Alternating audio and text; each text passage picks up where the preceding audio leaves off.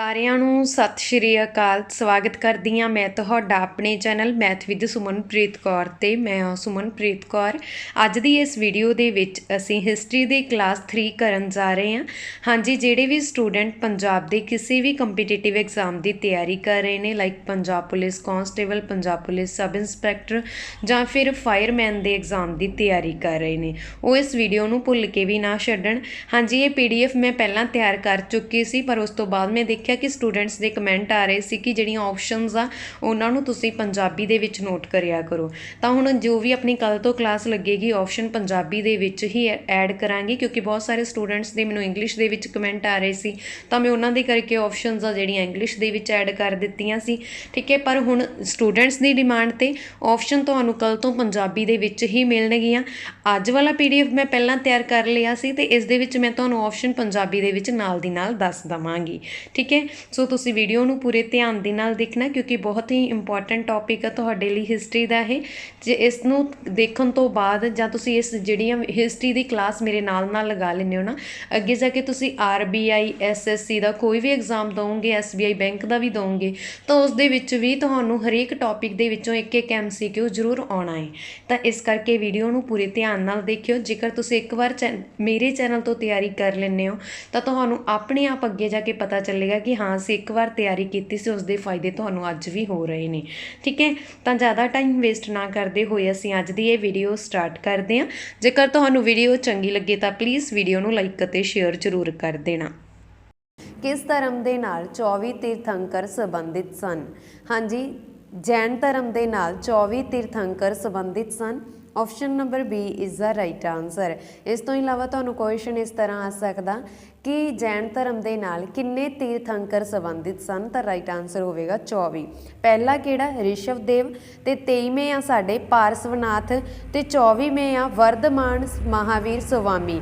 ਤੇ ਵਰਧਮਾਨ ਮਹਾਵੀਰ ਸਵਾਮੀ ਤੁਹਾਡੇ ਲਈ ਬਹੁਤ ਇੰਪੋਰਟੈਂਟ ਆ, ਇਹਨਾਂ ਦੇ ਨਾਲ ਰਿਲੇਟਿਡ MCQ ਐਗਜ਼ਾਮ ਦੇ ਵਿੱਚ ਅਕਸਰ ਦੇਖੇ ਗਏ ਆ।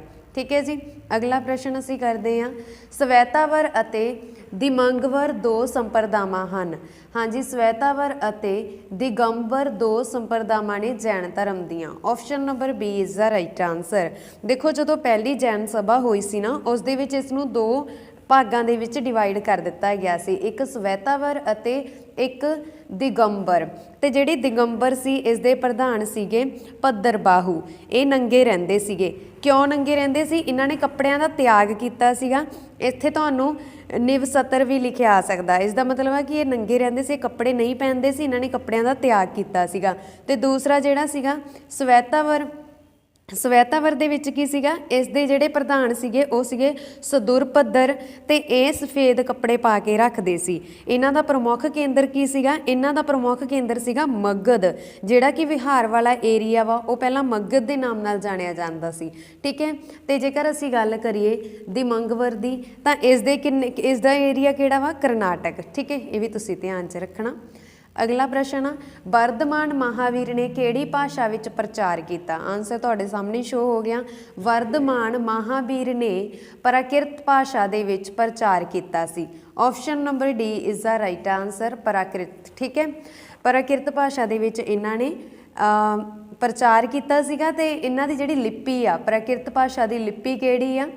ਤਾਂ ਇਸ ਦੀ ਲਿਪੀ ਆ ਬ੍ਰਹਮੀ ਲਿਪੀ। ਠੀਕ ਹੈ ਜੀ, ਅਗਲਾ ਪ੍ਰਸ਼ਨ ਆ, ਪਹਿਲੀ ਜੈਨ ਸਭਾ ਦੀ ਪ੍ਰਧਾਨਗੀ ਕੀਤੀ ਸੀ? ਹਾਂਜੀ, ਪਹਿਲੀ ਜੈਨ ਸਭਾ ਦੀ ਪ੍ਰਧਾਨਗੀ ਕਿਹਨਾਂ ਨੇ ਕੀਤੀ ਸੀ? ਜਿਹੜੀ ਪਹਿਲੀ ਜੈਨ ਸਭਾ ਹੋਈ ਸੀ ਇਸ ਦੀ ਪ੍ਰਧਾਨਗੀ ਕੀਤੀ ਸੀ ਸਥੁਲਵਦਰ ਨੇ। Option number B is the right answer. Sthulabhadra ਨੇ ਇਸ ਦੀ ਪ੍ਰਧਾਨਗੀ ਕੀਤੀ ਸੀ, ਜਿਹੜੀ ਪਹਿਲੀ ਜੈਨ ਸਭਾ ਹੋਈ ਸੀ। ਤੇ ਪਹਿਲੀ ਜੈਨ ਸਭਾ ਕਦੋਂ ਹੋਈ ਸੀ ਇਹ ਅਸੀਂ ਅੱਗੇ ਜਾ ਕੇ ਡਿਸਕਸ ਕਰਾਂਗੇ। ਠੀਕ ਹੈ ਜੀ, ਅਗਲਾ ਪ੍ਰਸ਼ਨ ਆ, ਕਰਨਾਟਕ ਵਿੱਚ ਜੈਨ ਧਰਮ ਨੂੰ ਕਿਸ ਰਾਜੇ ਨੇ ਫੈਲਾਇਆ ਸੀ? ਹਾਂਜੀ, ਕਰਨਾਟਕ ਦੇ ਵਿੱਚ ਜੈਨ ਧਰਮ ਨੂੰ ਕਿਸ ਰਾਜੇ ਨੇ ਫੈਲਾਇਆ ਸੀ? ਹਾਂਜੀ, ਕਿਹੜੇ ਰਾਜੇ ਨੇ ਕਰਨਾਟਕ ਦੇ ਵਿੱਚ ਜੈਨ ਧਰਮ ਨੂੰ ਫੈਲਾਇਆ ਸੀ? Option number A Chandragupta Maurya. Chandragupta Maurya ਨੇ ਕਰਨਾਟਕ ਦੇ ਵਿੱਚ ਜੈਨ ਧਰਮ ਨੂੰ ਫੈਲਾਇਆ ਸੀ। Option number A is the right answer. ਅਗਲਾ ਪ੍ਰਸ਼ਨ ਆ ਜੀ, पहला तीर्थंकर कौन सी? हाँ जी, मैं तुहानूं ऑलरेडी दस दिता कि पहले तीर्थंकर कौन सी? ऋषभनाथ।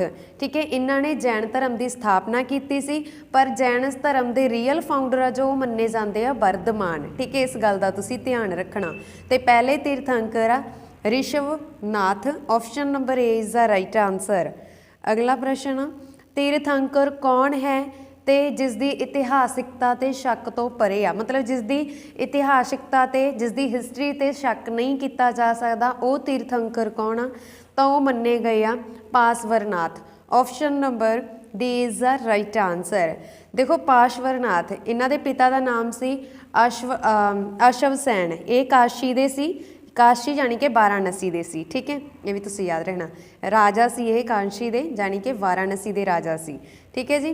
अगला प्रश्न, हाँ जी, ऋग्वेद विच तीर्थंकर का नाम दर्ज आ। किहड़े ऋग्वेद आ जिहड़ा असीं जेकर गल करिए किहड़े तीर्थंकर का नाम ऋग्वेद दे विच दर्ज आ? तो ऋषभदेव। ऋषभदेव, रारे ते याद रखना, ऋषभदेव का नाम ऋग्वेद दे विच दर्ज आ। ठीक है, तो इन्हों आदिनाथ के नाम नाल भी जानिया जाता है। Option number B is the right answer, Rishabhdev. तुहानूं ऋषभनाथ भी लिखिया आ सकदा, ऋषभदेव भी लिखिया आ सकदा। ठीक है, ध्यान रखना इसका। अगला प्रश्न, वैदिक साहित्यक विच दर्ज तीर्थंकर कौन है? हाँ जी, वैदिक साहित्य की जे असीं गल करिए तो इस दे विच दर्ज तीर्थंकर कौन आ? तो वो ने, हाँ जी, एक तो मैं तुहानूं नाम पहलां ही दस्सिया वा कि वैदिक दे विच वैदिक साहित्य दे विच कौन दर्ज आ? ऋषभनाथ। ते दूसरे कौन आ? हाँ जी, इन्हां तो इलावा दूसरे ने अरिस्टनेमी। ठीक है, अरिस्टानेमी भी आ सकता, अरिस्टनेमी भी आ सकता। Option number C is the right answer. ठीक है, इन्हां दोनों के नाम आ जिहड़े वैदिक साहित्य दे विच दर्ज आ। अगला प्रश्न, पार्श्वनाथ किस राज नाल संबंध रखते सन? हाँ जी, पार्श्वनाथ मैं तुहानूं ऑलरेडी दस्सिया कि वाराणसी दे नाल संबंध रखते सी। Option number C is the right answer. अगला प्रश्न है जी, महावीर का जन्म स्थान केड़ा है? हाँ जी, महावीर का जन्म स्थान केड़ा है? तो इन्हां दा जन्म स्थान आ Kundagram. Option number C is the right answer, Kundagram. इन्हां दा जन्म होया कदों आ? 540 BC दे विच कुंडग्राम दे विच इन्हां दा जन्म होया। ठीक है जी। अगला प्रश्न, किस नदी के किनारे कैवल्या प्राप्त किया सी? हाँ जी, कैवल्या बोलते हैं पूर्ण ज्ञान नूं। तो पूर्ण ज्ञान किस नदी के किनारे प्राप्त किया सी? महावीर ने। ठीक है, इसका ध्यान रखना कि किन्ना बारे गल हो रही है, महावीर बारे गल हो रही है। तो इन्हों पूर्ण ज्ञान कदों प्राप्त होया सी ते किस नदी के किनारे प्राप्त होया सीगा? ऋतुपालिका नदी के किनारे प्राप्त होया सी। Option number C is the right answer. ते नदी के किनारे साल के दरख्त हेठां, दरख्त का नाम याद रखना साल के दरख्त हेठां होया सी। ते पिंड का नाम की है जिथे होया सी? यूपिंक। ठीक है, मैं लिख दिनी है यू। अगला प्रश्न है जी, महावीर किस दी आग्या नाल तपस्वी बने? हाँ जी, महावीर किस दी आग्या नाल तपस्वी बने सी? अपने वड्डे भरा दी आग्या नाल। वड्डे भरा दा नाम की आ? नंदीवर्धन।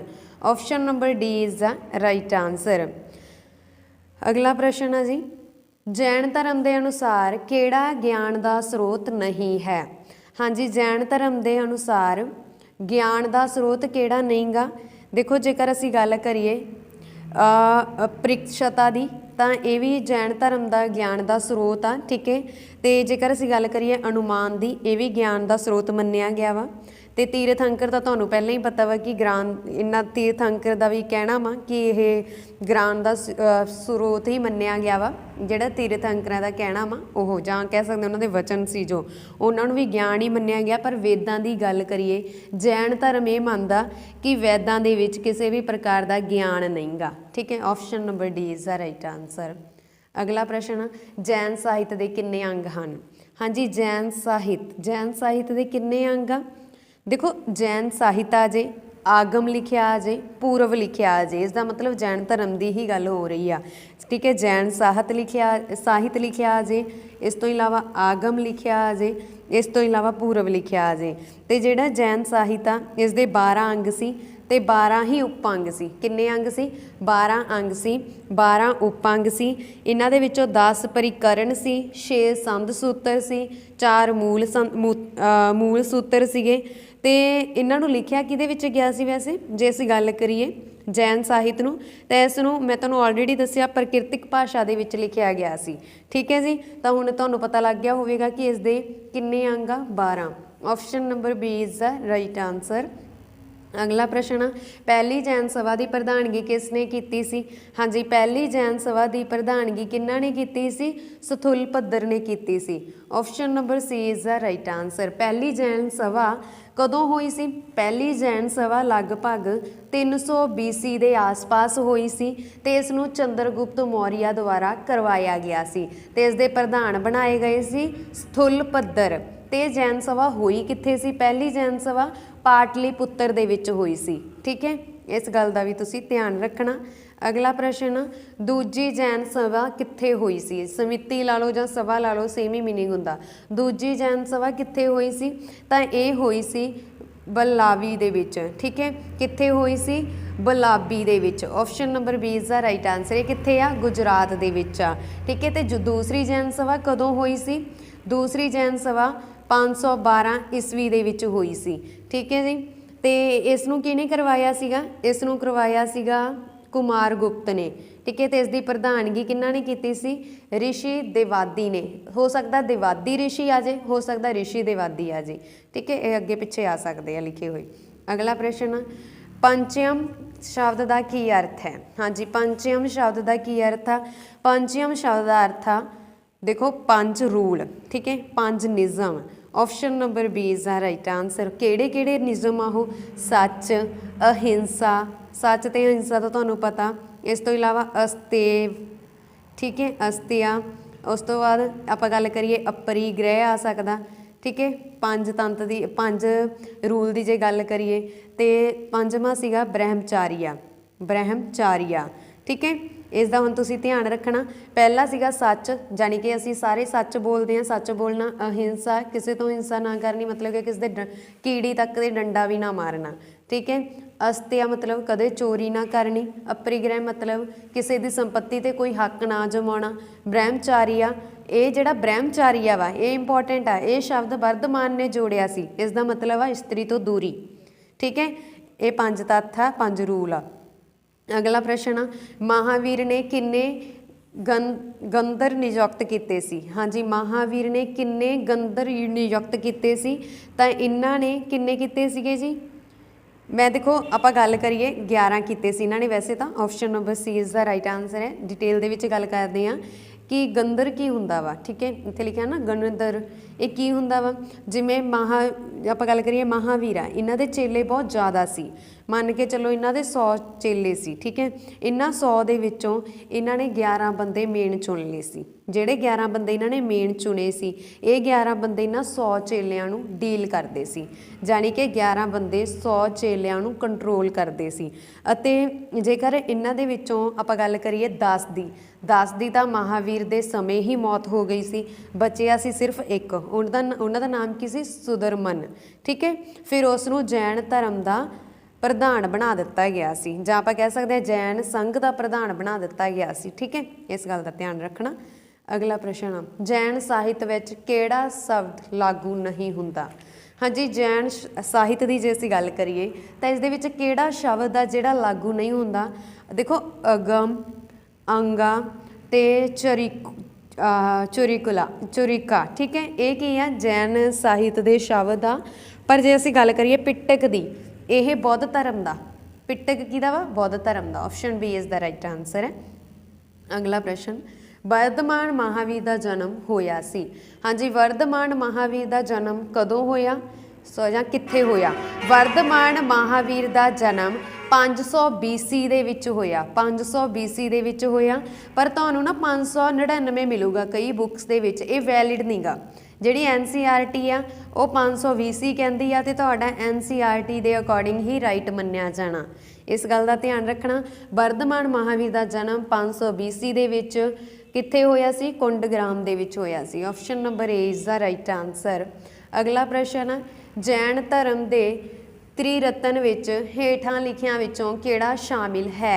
हाँ जी, देखो जैन धर्म दे त्रिरत्न आ। ठीक है, ਤਿੰਨ ਰਤਨ ਕਹਿ ਸਕਦੇ ਹਾਂ ਜਾਂ ਤ੍ਰੀ ਵੀ ਹੋ ਸਕਦਾ, ਤਿੰਨ ਵੀ ਹੋ ਸਕਦਾ। ਤ੍ਰਿਰਤਨ ਦੇ ਵਿੱਚੋਂ ਇਹਨਾਂ ਦੇ ਵਿੱਚੋਂ ਕਿਹੜੇ ਕਿਹੜੇ ਸ਼ਾਮਿਲ ਆ?